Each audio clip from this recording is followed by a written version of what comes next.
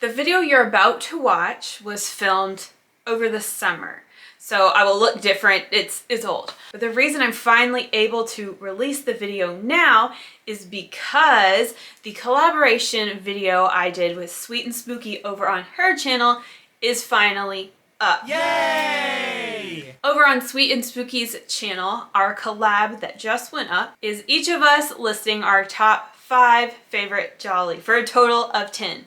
It's a super fun video, so go check it out, please. I will link it above and below. And thank you to Sweet and Spooky for inviting me on the channel. So before I could do this collab with her, I had to decide what are my top 5 favorite gialli. So that's what you're about to see in this video. That is my process of coming to my top 5, because I will be ranking all my favorite gialli in order. And one more thing I wanted to say. My screen record and my face, for the first few minutes, they're out of sync. So there's a little bit of a delay in what you see on the screen versus what I'm saying. If you stick in there though, at about the 5-minute mark, everything syncs up. It resolves itself. So it's kind of a pain, but I edited the video so long ago I don't have the raw footage anymore. So this is just what we've got. Anyway, again, check out Sweet and Spooky's channel. Check out our collab. I'm super excited. Thank you to Sweet and Spooky. Also, check back on her channel. She talks about giallo and horror. I hope you enjoy this video. Okay, that's all out of the way.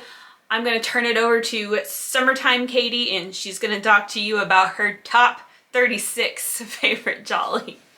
Hello! I'm joining you from my very dark bedroom. I still can't seem to make this look cute in here.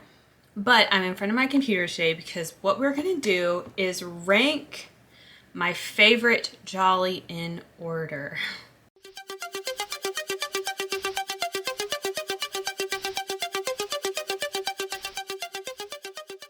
Someone on Letterboxd here, which is what we're going to be looking at, someone on Letterboxd asked if my favorites list was in order of like top favorite to if it was ranked. And I was like, no, but maybe I should do that. So feel free to follow me on Letterboxd. Here's what my profile looks like. But now let's go to my list of my top favorite gialli and put them in order of importance. I've got 37 movies on here right now, and by favorite, I mean like these are ones that I want to own. If I don't have them yet, that I want to own all of these. I want to revisit all these. Like, these are keepers. So 37 is obviously a lot. And I think there might be some that I might take off eventually. I don't know. Like I just watched The Doll of Satan again, and it just didn't feel so good anymore. So I'm going to take this one off for now. For example, so okay, now we have 36. Now, let's go ahead and rank them. Favorite gialli. Here we are. Oh, these aren't in any order, it seems. So, I know where to start. The Strange Vice of Mrs. Ward. Where is it? Okay. Obviously, Mrs. Ward goes at the top. That's my number 1. I can go ahead and tell you my number 2 is Forbidden Photos of a Lady Above Suspicion, which actually it should probably be number 1 if we're being honest. If we're looking at like how much I think about it, how much I rewatch it, it's really Forbidden Photos. But I'm so faithful to Mrs. Ward. I just like to leave her up top. Okay. Then, now that's where things get tricky. So what do I want to do with the Case of the Bloody Iris? Definitely in top 10, but I'm going to move it down a little bit. Case of the Scorpion's Tail. I'm going to move that down some. Okay, Murder Obsession. I don't know what it is about this movie. I think I'm going to keep it in my top 5 here. Phenomena. Probably top 10, but we're going to scooch it down.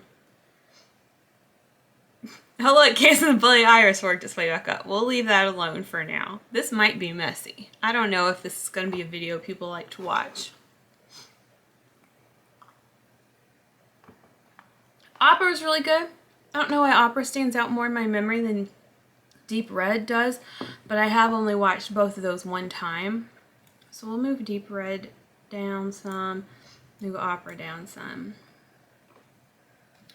Let's talk about Death Laid an Egg. This is special to me because it was like my first giallo, and also it has Eva Aline in it. Objectively, it's not so good, but it does hold a special place in my heart, but we're going to move it down. We're going to move it down. Okay. Black Belly of the Tarantula, it's very solid, but I'm going to move that down as well. Okay, House of the Laughing Windows. Move it like about middle. Torso, it deserves to be up there. Spasmo, I'd move that down a little. Red Queen needs a revisit, so for now I'm gonna move it down a little bit. Deep Red is back. Get back down there. Oh, What Have You Done to Solange is my number 3. That's my number 3. Get up there. Yeah, that one's way up there. And it's not because I rewatch it a lot necessarily, but just because of the imprint it has left on my mind. The overall story, the fact that this movie gets so dark, and Camille Keaton. Oh my gosh. Yeah, so those are definitely my top 3 right there. Lizard in a Woman's Skin, we're gonna move you down. A Blade in the Dark, I'm gonna move you up. Oh, are you gonna be in my top 5? We'll see. Girl in Room 2A, I don't know, I feel like if I rewatched it, it may not even be on here anymore. We'll see. So because I've only seen it once, I'm gonna move it down some. Eyeball. I think Eyeball would land in the middle right here. Oh, Tropic of Cancer. Get on up here, girl. Tropic of Cancer. Yeah. And then there's another good one down here. Oh, Death Walks at Midnight. Not Death Walks on High Heels, which I always call it that by accident. That's going to go here. All right, we're getting there. So Sweet, So Dead. Yeah, you need to go up there. The Bloodstained Shadow. I don't remember too much about it, so I have to move it down. Phantom of Death. I was thinking about this while I was laying in bed this morning. Phantom of Death really stood out to me because of the cast and because, I don't know, it's just a cool 80s giallo that was really weird, but I am going to put it further down here. Designated Victim, you can go about right there. Hatchet for the Honeymoon, I'd move up a little bit. Like that. This is so hard. New York Ripper. I'll leave it about right there. Okay, how does New York Ripper compare to Murder Rock? I think I like Murder Rock better. We'll move Murder Rock up there. The Scorpion with Two Tails I loved. You're gonna get up there. That's right. People are gonna kill me for some of these. Dial Help. That's a really good one. You'll move up a little bit. Death Occurred Last Night. There. Libido. Get on up there. Yeah, man. Yeah. Okay. We're making progress. Stage Fright. It's really good. But like my the way I'm ranking this, it's not like objectively like this movie's better than this one. It's like the nostalgia. It's what stands out to me about these movies. It's how they make me feel. It's the memories I've made watching these movies. So it's a very personalized, non-critical assessment here. Fatal Frames. Oh.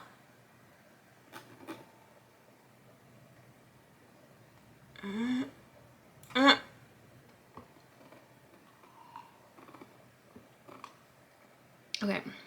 Short Knife Glass Dolls. Get on up. Oh. And Paranoia needs to be up in like maybe the top. Yeah. No, Paranoia is not better than Short Night, is it? We'll do that. Okay. Now, we did the first pass through. Let's assess. So as it stands right now, this makes my top favorites Ward, Forbidden Photos, Solange, Murder Obsession, and A Blade in the Dark. What do I like better, A Blade in the Dark or Fatal Frames? Okay, I think I'm gonna leave A Blade in the Dark up top because that was another one of my very first Jolly, and I think I like Bruno, the lead guy in A Blade in the Dark. I like Bruno better than Alex, the lead guy in Fatal Frames. Okay, it's going together. Death Walks at Midnight here. I think Short Night of Glass Dolls may need to go above Phenomena. Do I really love The Case of the Bloody Iris this much? Yeah. Okay, looking good. I might say Torso over Opera. I might say Libido over... Oh,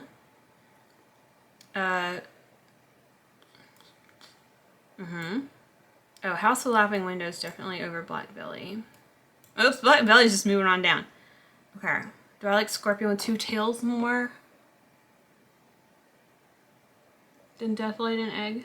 Okay. I'm okay with how this is laid out. I think this has been officially ranked. So let's review my top 36 favorite Jolly in order of best to worst, for lack of a better term. Clocking in at number 1, The Strange Vice of Mrs. Ward, which I talked about extensively and repeatedly here, but Edwige and George Hilton and I even really make the movie, and I love Martino. Next is Forbidden Photos of Lay Best Suspicion. I don't know why. I guess it's Dagmar. Then What Have You Done to Solange? I love the killer's MO. I love the big reveal at the ending. I love what had happened to Solange. Murder Obsession. Anita Strindberg. Laura Gimser. A castle. Thunderstorms. A little bit of Satan. A little bit of repressed childhood memories. It's just so good. I don't know why. A Blade in the Dark. Beautiful, cute 80s Giallo with some extreme violence. Fatal Frames. Y'all already know if you've been here before. Underrated, underappreciated. Awesome 90s vibes, still incorporating classical Giallo elements. Tropic of Cancer. Girl, ranked high. This weird Mondo Giallo set in Haiti stars Anthony Stephan and Anita Strindberg and has a variety of surprisingly likable characters. Death Walks at Midnight, starring our girl Nieves Navarro, adding a little bit of humor in, and this is a Luciano Ercoli film who also did Forbidden Photos.